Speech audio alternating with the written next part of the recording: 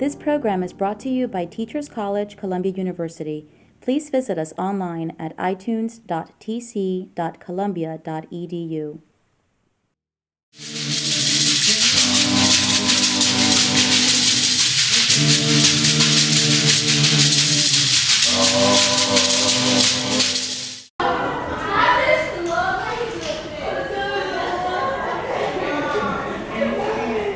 Okay, thank you. So I'd like to welcome you to what we're going to speak about now is something that I've been working on for the past few months. And we're going to look at the elderly and the care that we're going to give those people to the elderly in the future. How many of us have a grandmother or grandfather? Or anyone over the age of 65, which will be us soon, right? Unfortunately. And what Westchester is trying to do is look at how we're going to take care of the elderly. What do we need to do differently? Because right now, most people want to leave New York and go to Atlanta. They don't want to stay in New York. It's too hard. It's too complicated. The services are all over the place. They're disconnected. So how are we going to connect our people to each other? And that's by developing livable communities. Now, livable communities says, what do elders want? Simple stuff. They want to stay in their home. They do not want to live in a place where someone's taking care of them. They want to live in their community. They don't want to go someplace else and try to learn where the post office is, where the supermarket is. They also want to be connected to their friends. So if their friends leave New York, they're going to leave New York also. They don't want to stay here. So what we have to do in Westchester County is make it inviting. Make it a place where people want to stay. Also, they have to stay healthy. If their physician is here, and this is true, we have a woman that we met the other week, and her physician is in Long Island. She travels to Long Island. She doesn't want to then switch over and get a physician in New Rochelle. Because once they have a relationship, they want to keep it forever. So how do we make sure that those people in New Rochelle who want to stay in New Rochelle have access to their doctor? And one of the main points we're going to talk about is transportation. Now, what is a livable community? It's a place where you stay that makes sure that you're active and healthy and happy. Now, that sounds very generic and it sounds like, oh, very simplistic, but it's very important to a person who's looking to stay in their home until they're, what, 85, 90 years old, we're talking about. Independent living and to be connected to everyone else. You may not know this, but because of the baby boom, 1 out of 5 persons in Westchester County is 60 years of age or older. In 2014, it'll be 1 in 4. So look how the numbers are going to jump very soon. And that is going to be devastating to Westchester County if we don't change our act now. Currently, in Westchester County, we have 170,000 seniors out of the population of almost 1 million. Now look at this. Seniors in Westchester County are older because a lot of the services are already there. That's why Westchester County has been chosen to be one of the places where livable communities will start. We're hoping that this will be all over this country very soon. Now, look at another statistic on here. Almost 80% of those people who are 65 and older are women who live alone. So think about the safety and security issues that those women will have and what we need to do about that.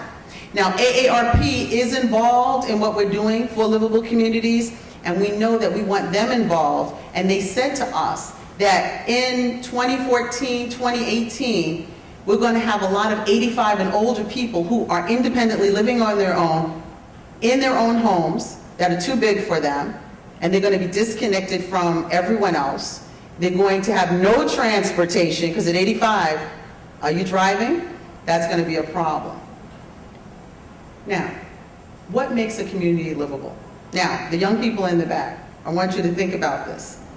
Even at your age, forget that we're talking about elderly. These are some of the components that you need in your life, right? To feel that you can be okay. You want affordable housing. You want your parents to be in a place where they can afford to live.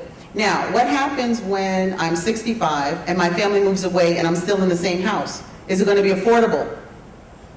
That's something. Now, for those of us who have homes, think about this. If someone is older and we don't support them, are they going to keep their house up? Are they going to repair it? The answer is no. So then the value of that community goes down because we as a community have not uplifted those who are older. So we want to make sure we support them. We want to make sure that mobility is an option. Now, this is the leading problem that we have in New Rochelle, because I'm the Southeast regional person. And in New Rochelle, once a person's car is taken away, they can't get to the doctor. They can't get to their friends. They can't even do simple things like go grocery shopping, because in Westchester County, they're getting rid of all the mom and pop stores. You have to go to the big supermarkets where they have everything there, or Walmart, or Walgreens, and you have to deal, and elderly don't like walking through all those aisles, because that's another issue. They don't want to walk around. They want to go in there, get what they need, and leave. So one of the problems that we're having is transportation. So if anyone has any suggestions, we'd love to hear it. And then also we want them to be connected socially. Because remember, just because you're old, you can still think, right, Amber? You can still process. You still have a lot to give, right? Now, these are the features of a livable community. We want formal and informal services. What is that? We want to make sure we have access to our doctors. We want to make sure our social workers are available. We want to get to them. We want to be able to get there and get back. We don't want to say, hi, I need a ride, and go sit in the doctor's office for 5 hours while someone gets off from work and picks us up. We want to be able to come back and forth. Safety and security, we talked about that. If I'm 85 years old and my house is 5,000 square feet, you know, what's the security issues? Do my smoke detectors work? Who's changing the battery? If you're older, you can't change the battery, so you need to have other people involved in your life to come in. Parks and recreation, we want to make sure people have access to these things. Transportation, we talked about. The arts. People don't want to just go to the doctor and shop and watch TV. They want to go out. They want to come to Manhattan. They want to go to, you know, different events. How do they get there if they're not driving? How do they get there if their families are not connected? So this is something that we need to talk about. Housing options, and of course roads. Now in New Rochelle, think about 95 Lincoln. Everyone knows where that is, right? So think about where the street is. If you're elderly, how do you walk on the street? So you know what the elderly do in Westchester County? They walk in the street, because the street is flat. Because they take care of the streets, they don't take care of the sidewalks. So what do we see people pushing with their carts, or they're in a wheelchair and they're in the street going down the road? We see it every day, right? Now what we want to do is look at some of these issues for incentives for making a livable communities. Now, a livable community is defined as any church, any synagogue, any community center who wants to then help and support the elderly. That's what a livable community will be defined as. So how are we going to do this? We're going to make sure that we're going to heighten the awareness of the community assets. Now this is the interesting part. People in New Rochelle who are younger than 65 are able to give services to those who are over 65 and older. Now what services? Suppose I have now we did this with the kids, and we'll talk about that later. We did an elder dial-a-ride on election day, when we were looking for who was going to be our next president, right? Before we got together with the young people and we talked about how they were going to offer rides and services to the elderly. So then we had the churches take the elderly to the polls, and then the youth were there to help them in and out of the polls. That's what I'm talking about, intergenerational programs. So that's going to heighten our community assets, naturally, without costing a lot. We want to promote physical and social environments that support the lifestyle of the elderly. Some people are active, some people want to go to the different organizations, and some people want to go to the arts in Manhattan. So we have to make sure we do that and make sure we get awareness up.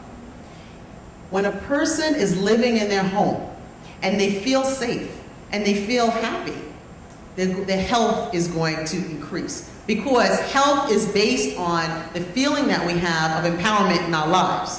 So if we are in our homes and we're feeling that we can handle, we can go to the dentist, right? We can go to the doctor and we can get around, then our health perception goes up. We're more likely to go to the dentist if I don't have to call my daughter who lives 30 miles away for my appointment, and I want to come. Or if my dentist, so we have to talk to healthcare providers, right? Maybe, I talked to a physician in Rochelle, maybe we can have a few of them come as friends and they can join and be together, and the doctor will see one at a time, they come together and they go home, and maybe after that they go shopping, or they go out to Manhattan to, or a play or something, right? Does this make sense? Okay. Now, how do we measure livability? This is something that was done through AARP, and they said, what do people take pride in about their community? Now, does anyone know the answer to that? Let's ask the young people. What do people take pride in their community? Do you have any ideas? When you live in a community, what makes you proud about where you live? The people around you? Okay, anything else? That's good. Excellent answer. I'm sorry? How safe the environment is. Excellent, yes. Sanitation, excellent. Anything else?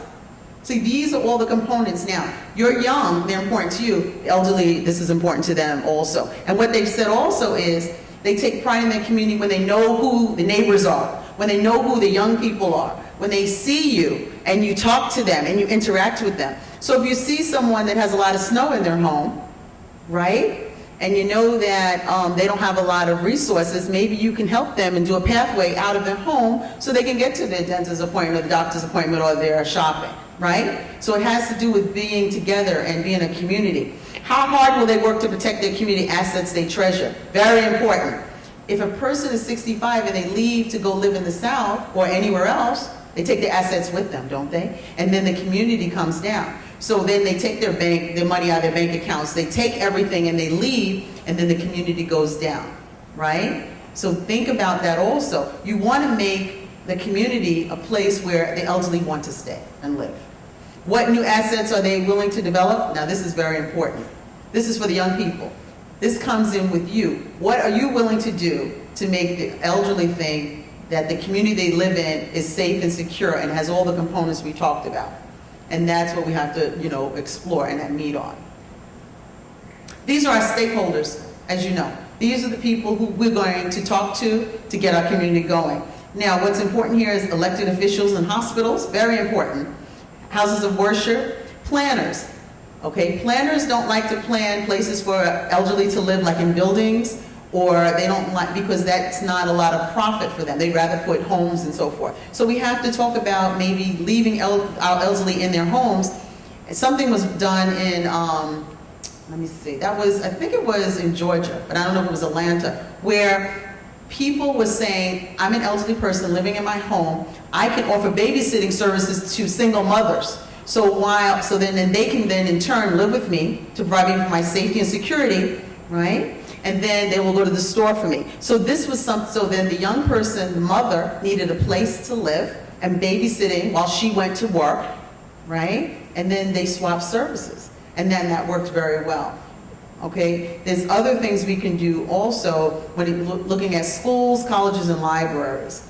These are places where the elderly can come in and offer services, right? So then these places should be looking for where the elderly are and asking them to be a part of it.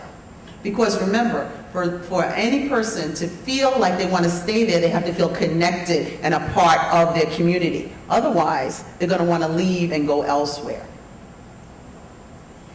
Now, these are the benefit map, and this is something that we just did recently. Now, look at this. This is how we're looking at the mapping of the seniors. Look at each component, and you'll see that it's a win-win situation.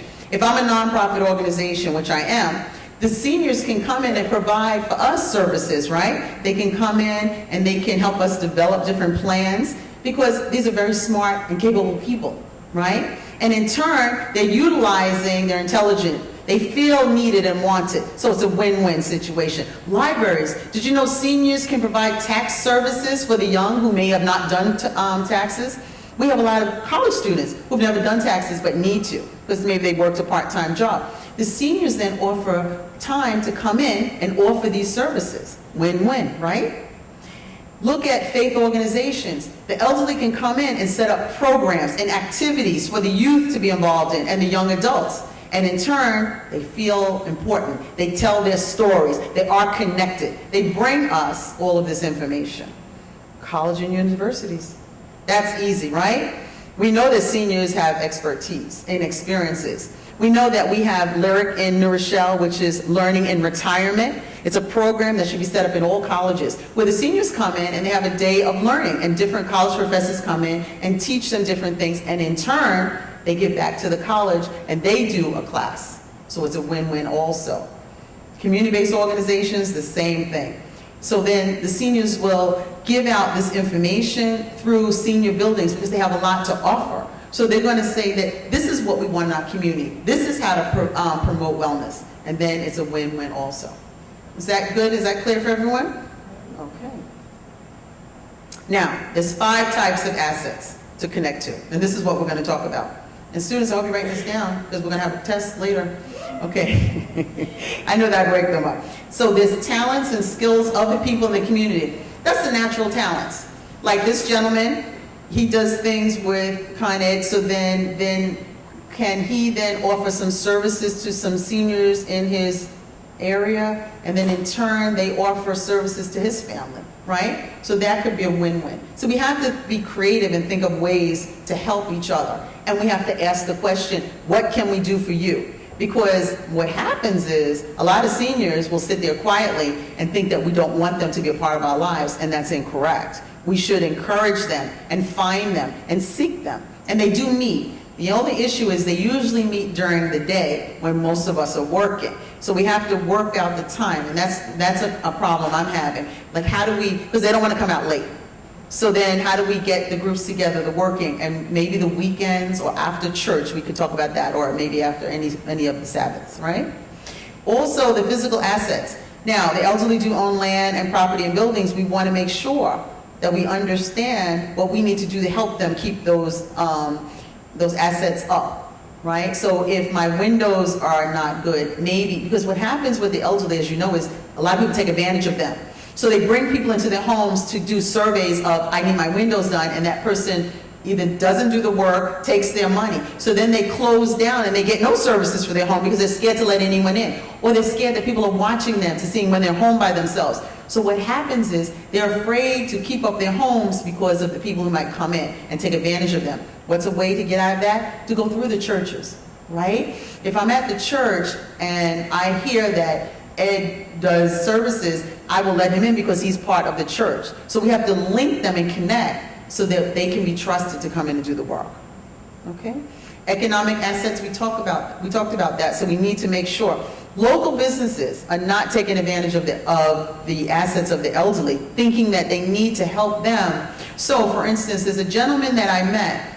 He makes sandwiches for the elderly every day because he knows that they go out and then they're hungry after their doctor's appointments, because they have these doctor's appointments every week, right? And so then he brings and he has them ready so they don't have to wait, and he drops them to their home. That's easy. So they don't have to get 2 trips. They don't have to say, can you drop me to the doctor and then to the place to get the sandwich because I'm hungry and I don't want to have to go home and cook. He brings them to their homes, and he has done something good for this population, and then in turn, of course, they want to stay and they feel connected. Okay? Now getting to, of course, the components. Now we saw Professor Miller today, and we know that there are components to health and empowerment that we use for stages of change. Because right away, people don't even know there is a problem. They don't think that the elderly are needed, and they don't know the numbers. So what happens are, the principles I've designed to put this model together are the same ones I use for my after-school program. So I said if it works for youth, it can work for the elderly. By getting people involved in the process, by understanding what their needs are, by asking them, and by then having meetings and gatherings so we can all come together and understand what we need to do. And that's what we're doing now. The reason why we're in production of this program is because it's new.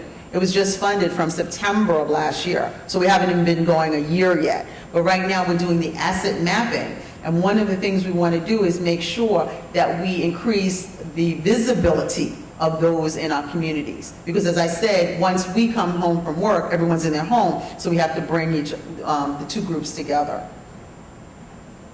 These are some of the connection-based components we're going to do. Planning, which is what we're doing now, right? Right now we're doing our mission statement, we're doing objectives and strategies. We know the elderly have told us we are interested in transportation. Right now, that's all they're interested in. So we need to fix that first so they trust us, and then we can move on to other interventions. Then we're going to also look at the community and how we can reduce risk. One of the biggest risks we have is the way that young people drive versus the way the elderly drive. So both are on the road, and there's disrespect in the mind of the person driving, so that always makes aggressive driving. And you have a lot of elderly telling me, you know, the young people are cutting them off. So then we want the police to just encourage young people to come to classes so they can learn to share the road, because both groups do drive differently. Did you know both groups have the same number of accidents, the elderly and the young people? But what happens when the elderly have an accident is the outcome is poor, as you know, as you can imagine. So we need to encourage the police and other groups to teach us all how to share the road. Because in New Rochelle, we have a lot of young people driving, especially home from school, and that's about the time that the elderly are coming back, and we have a lot of accidents that occur between 3 and 5 o'clock in the afternoon, Monday through Friday. Also, level of satisfaction has to be looked at for both groups, because we have a great diverse population in New Rochelle. We have all groups there. So going back to what the doctor said about diversity and cultural competency, we need to take that into account when people Sabbath this, when they're on the road, what they need to make sure, because the most devastating thing happened about a month ago. There was an A&P in a certain area, and they had all the elderly buildings there around the A&P. And if you go in there, morning, noon, and night, all you saw was elderly. So it was a real nice place to go. I used to go there. They closed it down. Now, guess what they told the politicians who were trying to fight to keep it open? They said, well, we're going to bus the elderly to the next supermarket that's miles and miles away. So guess what you're seeing now? More calls to those who need lunch programs and that kind of service, because they're not going and being bused anywhere. They're just not having any food in their homes. And there's at least 10 buildings in that area that have elderly in them, in that little area, because they were surrounding that little strip where the A&P was, and it was a big A&P, and the other stores. And now the other stores have said they've lost the revenue because no one's coming over there, and they're going to start closing down. See, so one thing just turns into another. So we need to prevent those kinds of things from happening in the future. Now, getting to the young people who are here today. This is what we're going to do. We're going to intergenerational programs.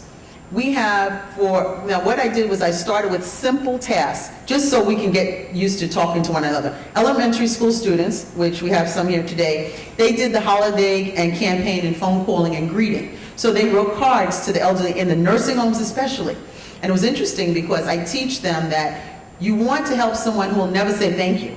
And those in the nursing homes never, of course, will call us. But what happened was a lot of their relatives came to the program to visit us and said, my aunt got a call from you. And we didn't even know what this program was, but I had to come over here. So then we're connecting to the family also. And see, then the young people are doing something that is not only good, but it's rewarding in another way. The middle school children did the dial-a-ride, as I told you. The high school students, though, can do the most because they have the most mobility. Now, what we're going to do is, some of our students here today, we're looking at Mother's and Father's Day as a way to just start off. And we're going to do gifting for our elderly. And we're going to start with our church. And then maybe next year we'll move to other churches and other nursing homes. Singing and seeing elderly during the holidays, everybody does that already. We want to do something different throughout the calendar year. Because what happens now is we only do things when there's a holiday.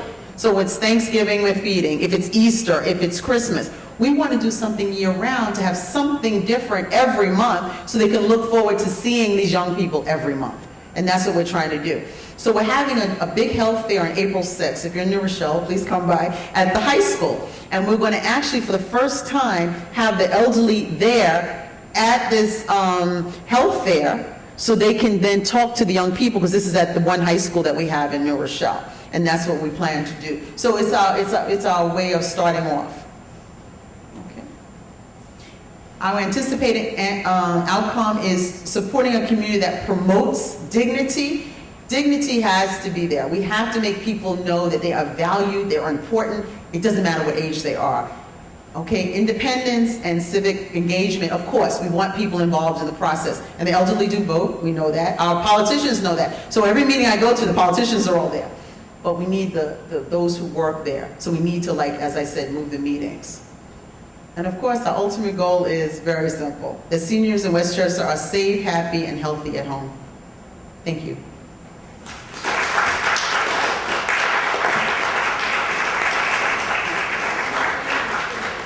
So I'll take any questions.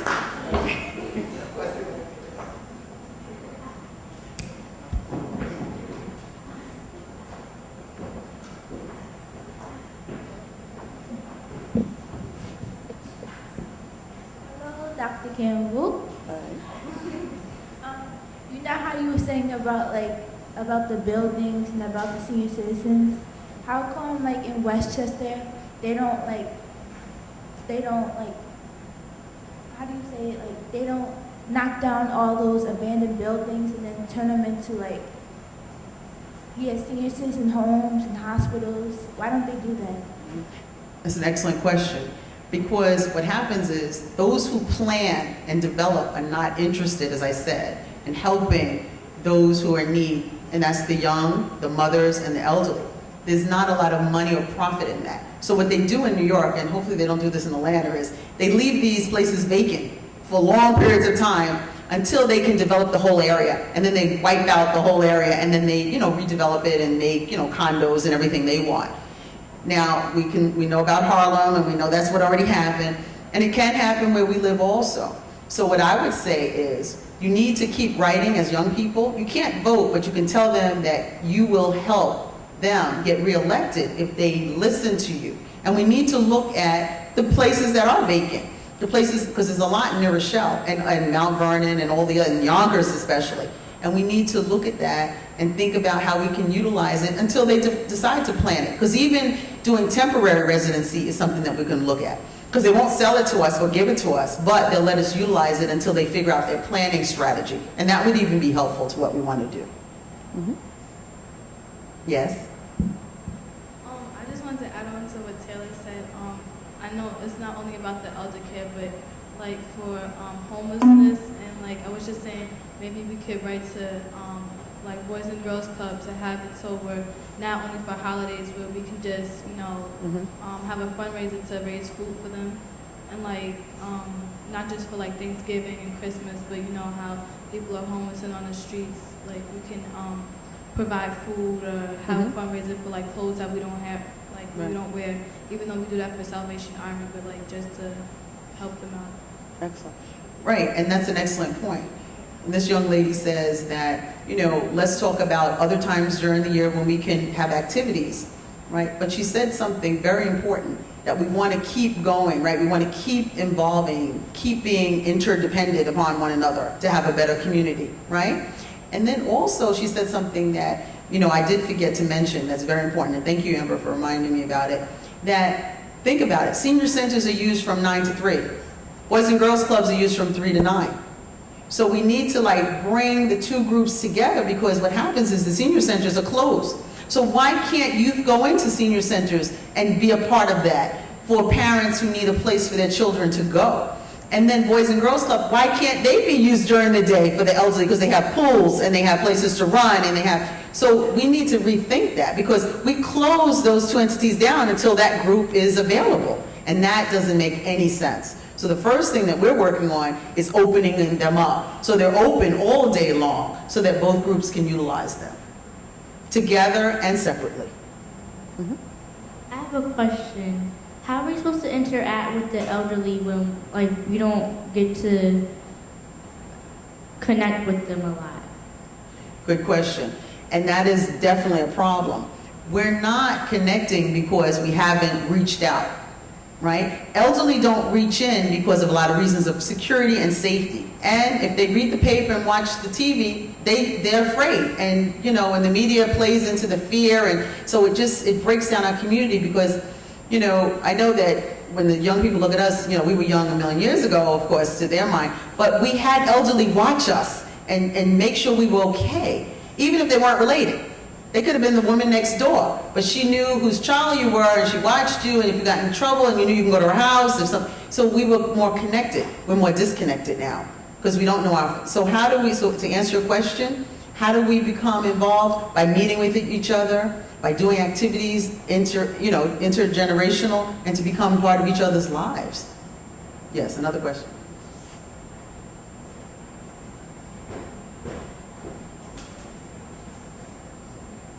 You talk about like doing activities together. Maybe like one of the activities that we could have, since like in this economy, money is like a big issue. We could probably get the parents together and have each and every parent cook a different dish.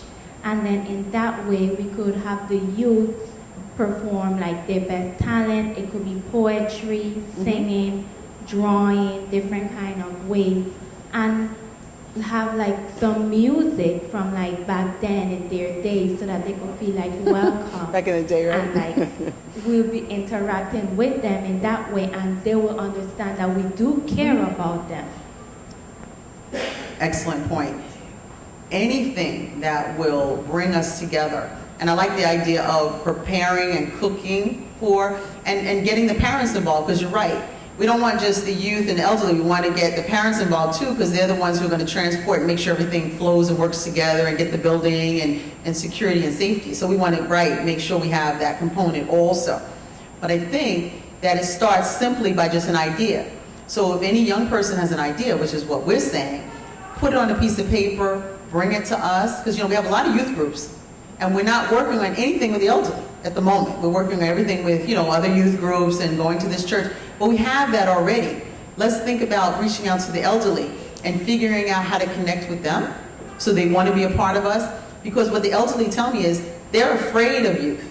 And be very honest, they're afraid. And I said, well, what do you mean by afraid? They said, well, they don't treat me well. When they see me on the street, I have to like jump over in the street because, they'll, bump me up.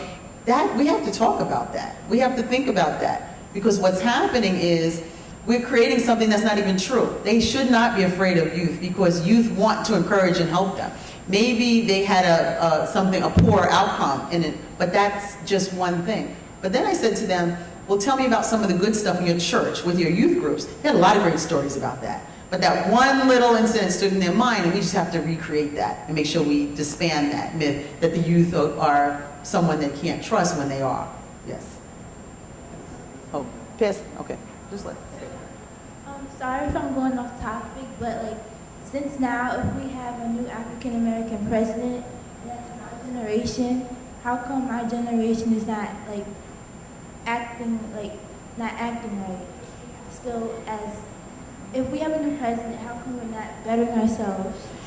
Because I think that excellent question. One person in office can't change all of us. We have to do it ourselves. That's why, remember it says livable communities? That means in one community, this is what we do to empower ourselves. Every community do something differently. Every community has different youth, right? Every community has different issues. Isn't that correct?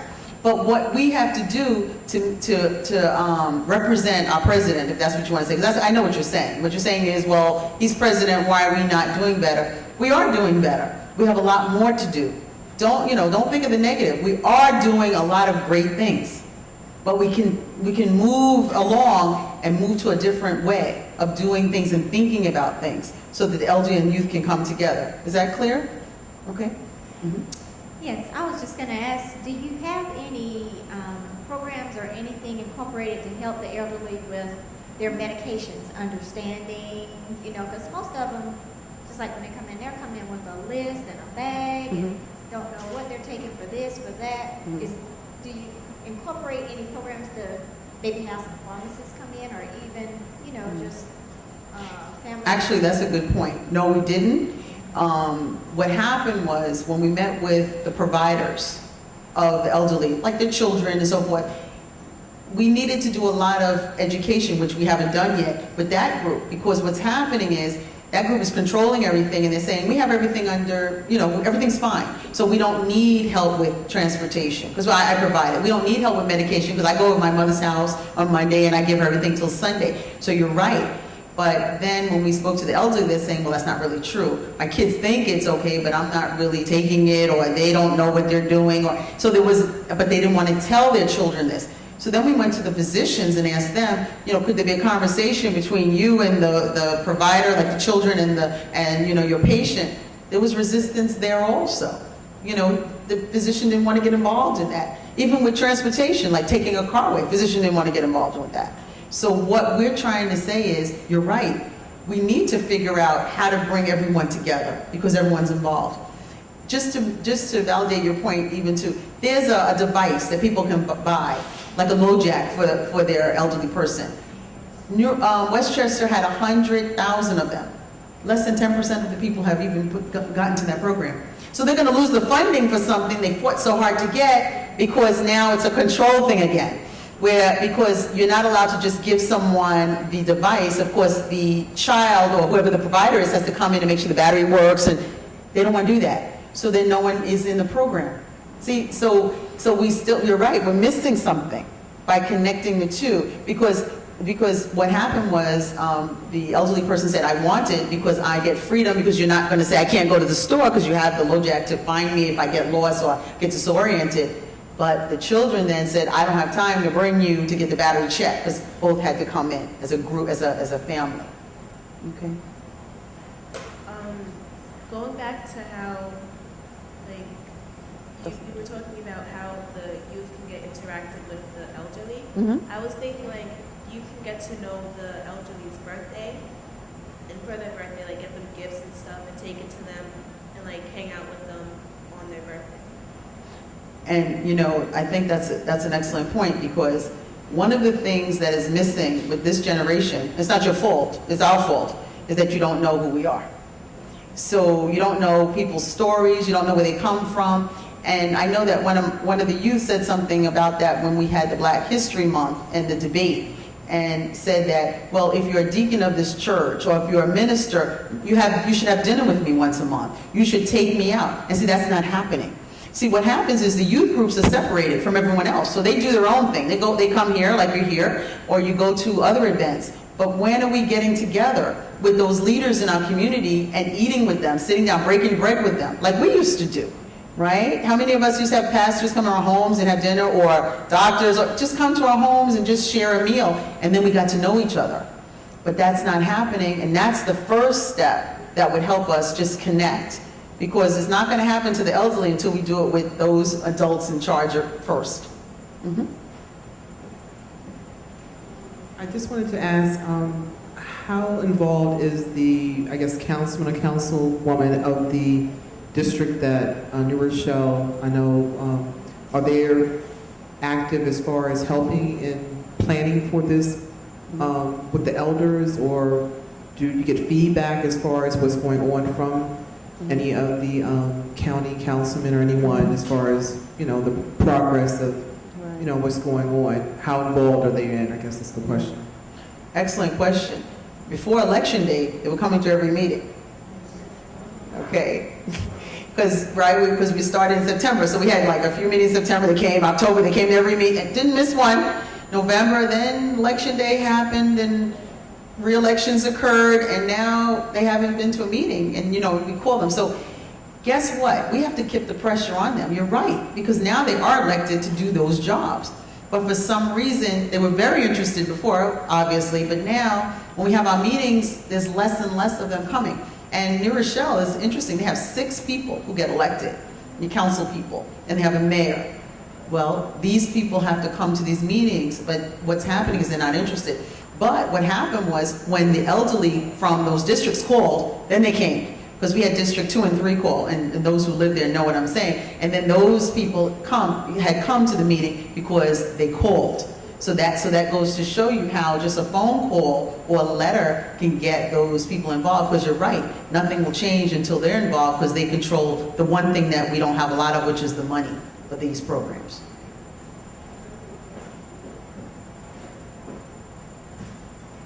Dr. Campbell, I just want to commend you for what you're doing.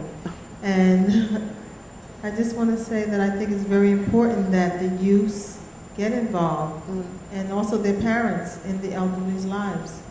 I had met a lady around the A&P in Mount Vernon years ago, and my kids were little then, and I met her in the store, and she said she had no family, and I kind of like got concerned about her, and I used to pick her up at her house over by Grant Street, bring her out on the weekends. We used to go out to eat. My kids were with me, and I taught them you have to reach out to people and make a difference. My kids used to say, "Who's she?"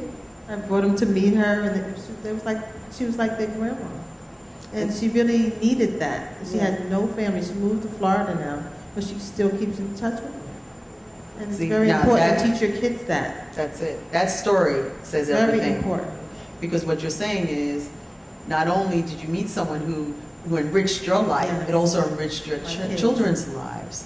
And see, that's what this is all about. And it can happen. So it's just a matter of us coming together as a community. Now, this is a trial for AARP, so you have to support it. Because remember, only 4 areas were picked in the whole country to start this. Because we're going to need funding for this. So we're going to need the state officers and we're going to need the federal government to get involved in this, because this program is not going to run by itself. So start thinking about, in your own community, what's going on with your elderly. Think about, do you have livable communities there? Are we making sure we're taking care of our elderly? And are we making sure that they're happy and healthy? Are we taking care of them? Are we watching them? Are we interacting them? And the most likely and easiest way to do it is through the youth, because they want to do it. As you know, President Obama said service, learning, and service programs are going to be important. So when youth give back, he said there are going to be funding for them to go to college, college scholarships. So that's maybe not the best way of thinking about it, but whatever will get it working. And then later on, they'll do it for the right reason anyway, as they always do. Thank you.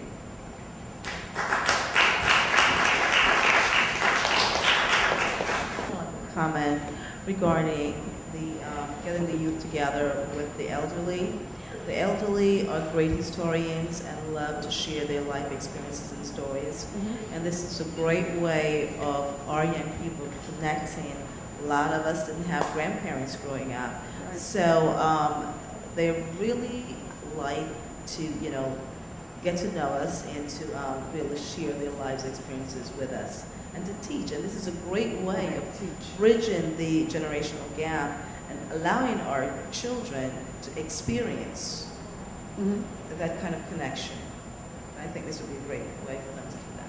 Excellent. And a lot of churches, what they're going to do now is they're going to start documenting. They do it here in Columbia, where you can come and you can just, they'll put your voice on tape and they'll just let you tell your story. I think churches need to do that, especially with their elderly, their mothers or their fathers, and just hear the stories. Now, the children may not think about it today, but they will. They wouldn't want to go back and hear stories about people they grew up with and never got to know. Because we're all here for a limited time, right? And so it's good to have our stories carry on, as other groups do. When you talk about health disparities, you're talking about we don't tell our stories, so how can then we learn to do better?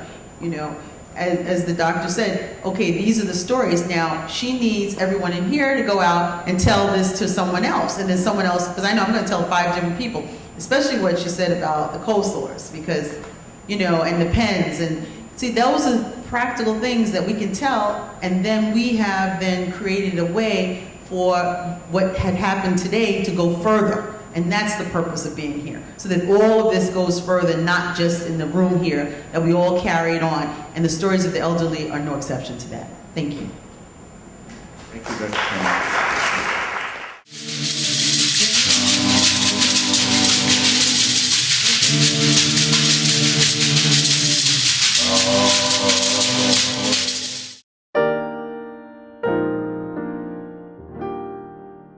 The preceding program was brought to you by Teachers College, Columbia University. Please visit us online at itunes.tc.columbia.edu.